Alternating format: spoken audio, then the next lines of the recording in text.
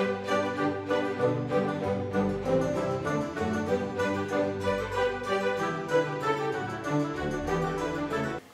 friends, எல்லாரும் எப்படி இருக்கீங்க?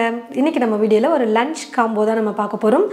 என்ன ரெசிபி செய்ய போறோம் அப்படினு பாத்தீங்கன்னா கீ ரைஸும் அதுக்கு அப்புறம் காளான் வந்து வாங்கிட்டு வந்திருந்தேன் ஒரு பாக்கெட் வந்து அந்த காளானை வச்சு ஒரு ஃப்ரை மாதிரி வந்து பண்ணலாம் சைடு டிஷ்ஷா இருக்கு அப்படினு சொல்லிட்டு ஒரு பிளான் பண்ணிருக்கேன். வாங்க எப்படி செய்யறதுன்னு சொல்லிட்டு பார்க்கலாம். சீரக சம்பா அரிசி அப்படி இல்லனா பாஸ்மதி அரிசில நம்ம செய்யலாம். ரெண்டுமே இல்லனாலும் பரவாயில்லை, நம்ம சாப்பாட்டு அரிசில கூட செஞ்சுக்கலாம். ஆனா எங்க வீட்டுக்காரர் வந்து பாத்தீங்கன்னா பாஸ்மதி ரைஸ் வந்து ரொம்ப பிடிக்கும் அவருக்கு. பிரியாணியே பாஸ்மதி ரைஸ்ல பண்ணா தான் பிடிக்கும்னு சொல்வாரு. அதனால இன்னைக்கு பாஸ்மதி ரைஸ்ல கீ ரைஸ் பண்ண போறேன். ஒரு கிளாஸ் அளவுக்கு எடுத்துர்க்கேன். மொத்தமா 250 கிராம் அளவுக்கு அரிசி வந்து வெயிட் எடுத்துர்க்கேன் நான். கரெக்டா ஒரு 20 நிமிஷம் நம்ம அரிசி ஊற வச்சோம்னாலே போதும், ரொம்ப ஊற வைக்க கூடாது. அதனால பாத்தீங்கன்னா நான் எல்லாமே ரெடி பண்ணி வச்சிட்டேன். ரெடி பண்ணி வச்சிட்டு தான் இப்போ வந்து அரிசியை ஊற வைக்க போறேன். அரிசி ஊற வச்சுக்கலாம். காளான் வந்து ஒரு பாக்கெட் அப்படியே எடுத்து வச்சிருக்கேன். 200-250 கிராம் அளவுக்கு தான் இருக்கும் வெயிட். இந்த ஒரு பாக்கெட் காளானை வந்து இப்போ க்ளீன் பண்ணிக்கலாம். இது க்ளீன் பண்ணிட்டு அப்புறமா செய்ய ஸ்டார்ட் பண்ணுவோம், கரெக்டா இருக்கும். காளான் வந்து க்ளீன் பண்ணிக்கலாம். காளானை தண்ணியில் நல்லா கழுவிட்டு நல்லா சுத்தம் பண்ணி கட் பண்ணி எடுத்து வச்சுருக்கேன். ரொம்ப சின்னதாக இல்லாமல் ஒரு காளானை 4 வந்து கட் பண்ணிக்கோங்க. ரொம்ப சின்னதாக இருந்தால் 2 கட் பண்ணி எடுத்துக்கோங்க. இதான் கரெக்டான சைஸ். இப்போது இந்த பக்கம் குக்கர் வச்சுட்டேன். குக்கர் நல்லா சூடேறினது எண்ணெய் சேர்த்துக்கலாம். கீ ரைஸ் வந்து செய்ய ஆரம்பிச்சிடலாம். கீ ரைஸா? கீ ரைஸ்னா தமிழில் சொல்லு. நெய் சாதம். நெய் சாதமா? நெய் சோறு. நெய் சோறு. எண்ணெய் நெய் ரெண்டுமே சேர்த்து பண்ணிக்கலாம். வெறும் நெய் மட்டுமே சேர்த்து பண்ணாலும் ரொம்ப திகட்டுற மாதிரி இருக்கும். அதனால் நெய் கொஞ்சம் சேர்த்துட்டு கூடவே எண்ணெயும் சேர்த்துக்கலாம். உங்களுக்கு எவ்வளோ நெய் ஃப்ளேவர் பிடிக்குமோ அந்த அளவுக்கு நீங்கள் நெய் வந்து அதிகப்படுத்தி சேர்த்துக்கோங்க. எண்ணெய் நெய் நல்லா காஞ்சதும் ஒரு பிரியாணி இலை, 2 கிராம்பு, ஒரு ஏலக்காய், சின்னதாக ஒரு துண்டு பட்டை சேர்த்துக்கிறேன். சின்னதாக அன்னாச்சி பூ வந்து பார்த்தீங்கன்னா கட் பண்ணி சேர்த்துக்கிறேன். எல்லாமே ஃப்ளேவருக்காக தான் சேர்க்குறோம். இப்போ இது கூடவே 2 மீடியம் சைஸ் வெங்காயம் எடுத்து மெல்லிசா நீளமாக கட் பண்ணி வச்சுருக்கேன், அதை சேர்த்துக்கிறேன்.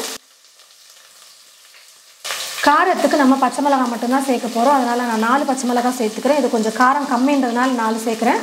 காரத்துக்கு தேவையான அளவுக்கு நீங்கள் 3 இல்லை 4 சேர்த்துக்கோங்க. வெங்காயம் ரொம்ப வதங்கணும்னு இல்லை, ஓரளவுக்கு வதங்குச்சுனாலே போதும். இப்போது இது கூட இஞ்சி பூண்டு பேஸ்ட்டு சேர்த்துக்கிறேன். ஒரு 3/4 டீஸ்பூன் அளவுக்கு நான் சேர்த்துக்கிறேன். இஞ்சி பூண்டு பேஸ்ட்டு சேர்த்து 1 நிமிஷம் நல்லா வதக்குனதுக்கப்புறம் ஒரு 15-20 புதினா இலைகள் சேர்த்துக்கிறேன். கொஞ்சமாக கொத்தமல்லி சேர்த்துக்கிறேன். ஒரு தக்காளி பழம் எடுத்து இந்த மாதிரி கட் பண்ணி எடுத்து வச்சுருக்கேன், அதை சேர்த்துக்கலாம். தக்காளி வந்து சேர்த்ததுக்கப்புறமா ரொம்ப நேரம் வதக்கக்கூடாது. தக்காளி வந்து குழையக்கூடாது. இந்த ரெசிபிக்கு வந்து நல்லாயிருக்கும். தக்காளி குழையாமல் லைட்டாக வதக்கிட்டு நம்ம அரிசி போட்டு குக் பண்ணி எடுத்துட்டால் போதும். தக்காளியை சேர்த்து 1 நிமிஷம் வந்து வதக்குனதுக்கப்புறம் தண்ணி வந்து சேர்த்துக்கலாம். இந்த கிளாஸில் 1 கிளாஸ் அளவுக்கு பாஸ்மதி அரிசி எடுத்துருங்க. இப்போ 1.5 டம்ளர் அளவுக்கு நம்ம வந்து தண்ணி சேர்த்துக்கலாம். கொஞ்சம் பழைய அரிசியாக இருந்தால் ஒரு 1.25 டம்ளர் அளவுக்கு சேர்த்துக்கோங்க போதும். 1 கிளாஸ் எடுத்தால் 2 கிளாஸ் தானே சேர்ப்பாங்க? இல்லை, பாஸ்மதிக்கு வந்து கம்மியாக தான் சேர்க்கணும். தேவையான அளவுக்கு உப்பு சேர்த்துக்கிறேன். தண்ணி நல்லா கொதிக்க ஆரம்பிச்சதும் இப்போ பாஸ்மதி அரிசியை சேர்த்துக்கலாம். 20 நிமிஷத்துக்கு மேலே ஆயிடுச்சு நீங்கள் ஊற வச்சு அப்படின்னா தண்ணி வடிச்சிட்டு அரிசி மட்டும் தனியாக அப்படியே வச்சுருங்க. கரெக்டாக ஒரு 20 நிமிஷம் ஊற வச்சுக்கோங்க போதும். நான் வந்து குக்கரில் 1 விசில் விட்டு எடுக்க போகிறேன். கரெக்டாக வந்து வெந்துடும் 1 விசிலுக்கே. காளான் ஃப்ரைக்கு வந்து பார்த்தீங்கன்னா கடாயில் எண்ணெய் ஊற்றி வச்சுட்டேன். கொஞ்சமாக சோம்பு சேர்த்துக்கிறேன், ஒரு 1/4 டீஸ்பூன் அளவுக்கு. நல்லா ஒரு பெரிய வெங்காயம் எடுத்து பொடியாக கட் பண்ணி வச்சுருக்கேன். மீடியம் சைஸில் இருந்ததுன்னா 2 எடுத்துக்கோங்க. நல்லா பொடியாக கட் பண்ணி சேர்த்துக்கோங்க. இந்த பக்கம் மிக்ஸி ஜாரில் ஒரே ஒரு தக்காளி பழம் நல்லா பெருசாக இருக்கிற மாதிரி எடுத்து வச்சுருக்கேன். அதை வந்து நல்லா நைஸாக அரைச்சி எடுத்துக்க போகிறேன் பேஸ்ட்டாக. வெங்காயம் நல்லா வதங்கினதுக்கப்புறம் 1/2 டீஸ்பூன் இஞ்சி பூண்டு விழுது சேர்த்துக்கிறேன். கூடவே ஒரு தக்காளியை அரைச்சி வச்சுருக்கோம் பார்த்தீங்களா, அந்த தக்காளி விழுதை சேர்த்துக்கிறேன். நான் வந்து காளான் கம்மியாக எடுத்துருக்கிறதுனால எல்லாமே கொஞ்சம் கொஞ்சமாக எடுத்துருக்கேன். தக்காளியுடைய பச்சை மணம் நல்லா போகிற வரைக்கும் நான் வதக்கிட்டேன். இப்போ இது கூட மசாலெலாம் சேர்த்துக்கலாம். 1/4 டீஸ்பூன் மஞ்சள் தூள், காரத்துக்கு தேவையான அளவுக்கு மிளகாய் தூள் சேர்த்துக்கோங்க. நான் கடைசியாக மிளகு தூளும் சேர்க்க போகிறேன். அதனால் இப்போ கொஞ்சமாக வந்து மிளகாய் தூள் சேர்த்துக்கிறேன். ஒரு 1/2 டீஸ்பூனுக்கும் கொஞ்சம் குறைவாகவே சேர்த்துக்கிறேன். மிளகாய் தூள் எடுத்து அதே அளவுக்கு மல்லித்தூள் சேர்த்துக்கிறேன். 1/4 டீஸ்பூன் கரம் மசாலா, தேவையான அளவுக்கு உப்பு சேர்த்துட்டு எல்லாத்தையும் நல்லா கலந்து கொடுத்துக்கலாம். கூடவே கருவேப்பிலை கொஞ்சம் சேர்த்துக்கிறேன். மசாலாலாம் சேர்த்து நல்லா வதக்குனதுக்கு அப்புறமா எடுத்து வச்சிருக்கிற இந்த காளானை வந்து சேர்த்துக்கலாம். ஒரு 2 நிமிஷத்துக்கு காளானை வந்து நம்ம வதக்குவோம். இதில் தண்ணி விடுதான்னு பார்ப்போம். தண்ணி விட்டுச்சுன்னா கொஞ்சமாக தண்ணி சேர்த்துக்குவோம். தண்ணி விடாமல் இருந்ததுன்னா கொஞ்சம் தேவையான அளவுக்கு எக்ஸ்ட்ராவே தண்ணி சேர்த்து குக் பண்ணுவோம். இப்போ 2 நிமிஷத்துக்கு இந்த மசாலோட சேர்த்து காளானை நல்லா வந்து நான் கலந்து கொடுத்துக்கிறேன். காளான் வேகிறதுக்காக கொஞ்சமாக இப்போ தண்ணி சேர்த்துக்கிறேன். நான் வந்து கொஞ்சம் குழம்பு மாதிரி பண்ண போகிறதில்ல, கொஞ்சம் திக்கான மசால் மாதிரி தான் பண்ண போகிறேன். அதனால் தண்ணி வந்து பார்த்திங்கன்னா நான் அதிகமாக சேர்க்க போகிறதில்ல, கொஞ்சமாக சேர்த்துட்டு காளான் வேகிறதுக்காக குக் பண்ணிக்கிறேன். மேலே ஒரு மூடி போட்டு மூடி வச்சிடலாம். காளான் நல்லா வேகட்டும். அதே மாதிரி சேர்த்துருக்கிற தண்ணியும் கொஞ்சம் நல்லா வந்து ட்ரை ஆகிற வரைக்கும் குக் பண்ணிக்கலாம்.